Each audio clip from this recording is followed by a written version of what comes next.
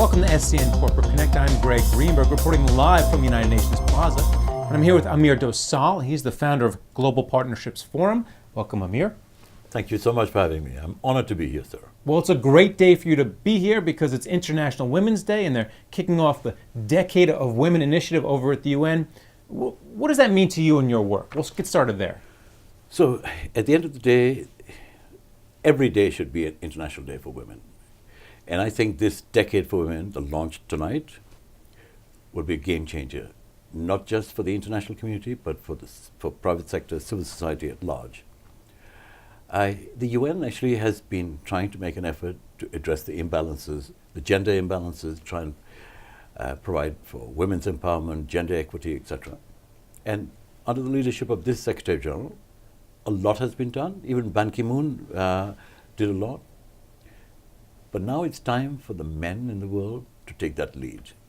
And I'm delighted to see that this evening there'll be many men who will stand up and commit to doing that. How does Global Partnerships Forum bring together innovators to help solve these problems, to attack things like SDG 5, which is the Sustainable Development Goal number 5, which is all about women's getting equality for women? So we are basically a convening platform. We try and convene change makers, decision makers. And we don't bring them together to talk, we get them to act. We're also privileged to be a strategic partner with UN Women. And I'm honored to be the He for She champion, Planet 50/50 champion. And what we do is we say to them, what's the concrete initiative you will do to impact women in society? How will you ensure financial inclusion? How will you address violence against women and children, of course? Around the world, different cultures have different attitudes, and the cultures are changing.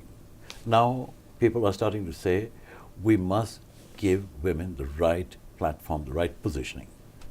And I'm very pleased to see that Decade for Women will be focused on exactly that. Well, let's talk platforms from a technological perspective, because a lot of people at the conference have been talking about using blockchain to help raise up women, especially in a lot of the developing nations. Can you talk about that? Because that's certainly an interest of yours. Well, blockchain is actually the new frontier technology. Even the UN is starting to look at it and say, how can we use it to accelerate action, take a quantum leap for the Sustainable Development Goals? Now, blockchain uses come in different shapes and sizes, and it's in very early stages of development, but you can use it to map refugees, for example, in crisis. You can map education, you can do health, water, sanitation, climate, etc. And what we want to do is to use the blockchain platform, and I'm privileged to be involved in the Blockchain Commission for Sustainable Development.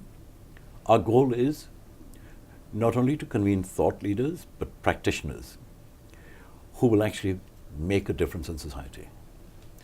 And you'll be very pleased to know that there are many, many bright young people whose primary goal is not to make money, although they are making money, but to do good in society. So the generation has changed, actually, and it's very heartening to see that outcome. Can you talk a little bit more about your optimism as we head off into this Decade of Women? Because what we've seen this year, we've seen a lot of rage, we've seen the Me Too movement.